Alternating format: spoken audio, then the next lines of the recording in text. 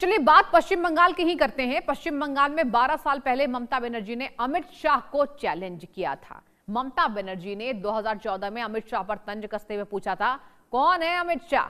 तब अमित शाह ने एक प्रण लिया, बंगाल जीत का प्रण। उसके बाद बीजेपी के चुनाव चाणक्य कहे जाने वाले अमित शाह ने लंबी रणनीति बनाई और इतिहास रच दिया। और इस तरह ममता बनर्जी को पता चल गया कि कौन है अमित शाह। एक खास रिपोर्ट इंडिया न्यूज ने तैयार की है, आपको दिखाते हैं।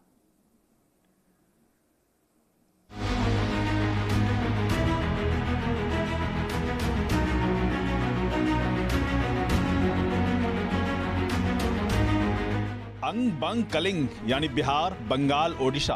बिहार ओडिशा में तो बीजेपी की सत्ता आ ही चुकी थी, लेकिन पश्चिम बंगाल रह गया था।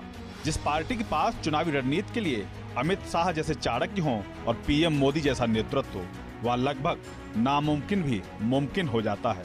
यही वजह है कि 2016 में 3 सीटों पर आई बीजेपी 2026 में 206 सीटों के साथ सत्ता के शिखर तक पहुंच गई।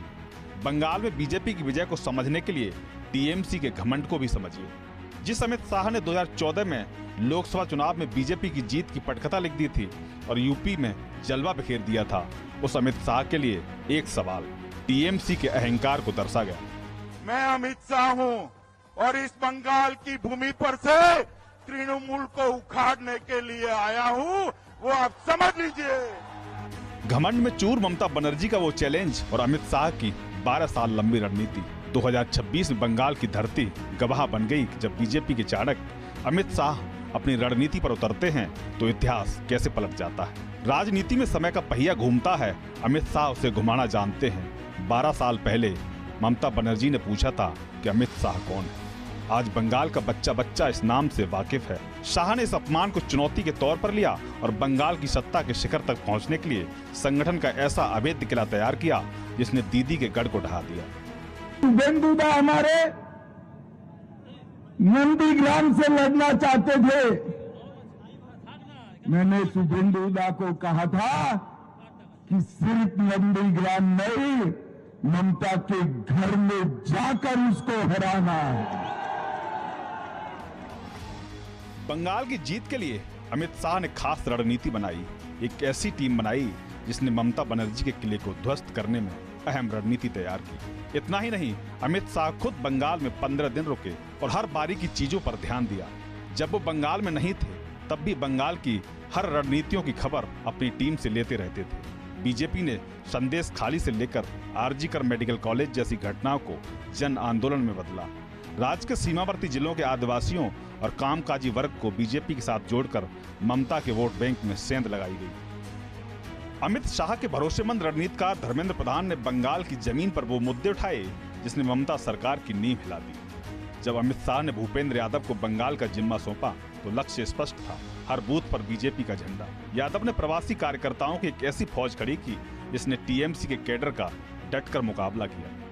उत्तर प्रदेश में सफलता के बाद सुनील बंसल ने बंगाल में पन्ना प्रमुख मॉडल लागू किया। यह बंसल की ही रणनीति थी कि बीजेपी का कार्यकर्ता टीएमसी के दबदबे वाले इलाकों में भी सीना तान कर खड़ा हो गया।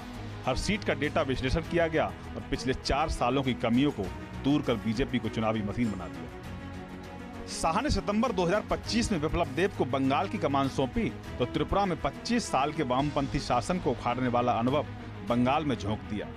देव ने बंगाल की जमीन के कार्यकर्ताओं में जोश भरा, जिसकी कमी अक्सर विपक्षी दलों में दिखती रही। पूर्वोत्तर बंगाल के सांस्कृतिक तालमेल को उन्होंने बीजेपी की सबसे बड़ी ताकत बना दिया। मैदान पर कार्यकर्ता थे तो मोबाइल स्क्रीन पर अमित शाह का डिजिटल चक्रव्यूह। मालवीय ने सोशल मीडिया के जरिए ममता सरकार के भ्रष्टाचार और तुष्टीकरण की कहानियों को वायरल किया। विपक्ष के हर प्रोपेगेंडा का जवाब सेकंडों में देकर बंगाल के युवाओं के बीच बीजेपी की नई और आधुनिक छवि पेश की।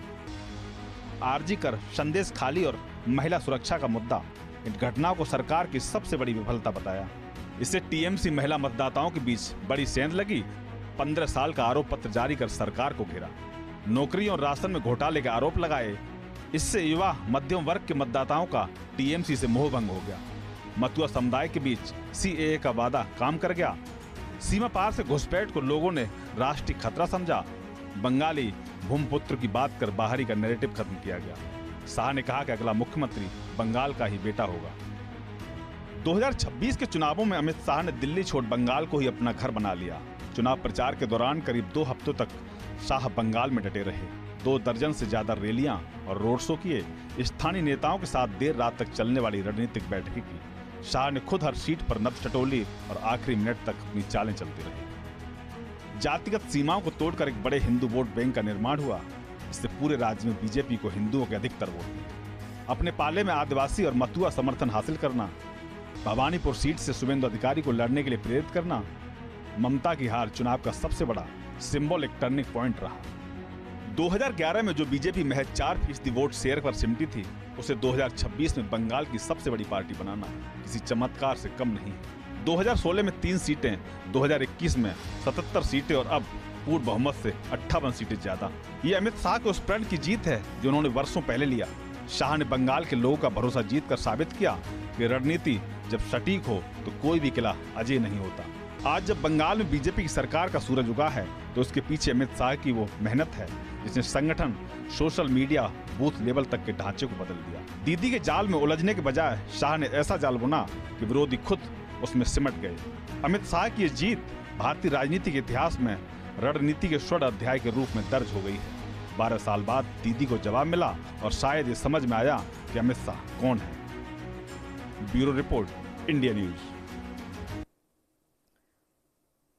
तो ये रिपोर्ट आप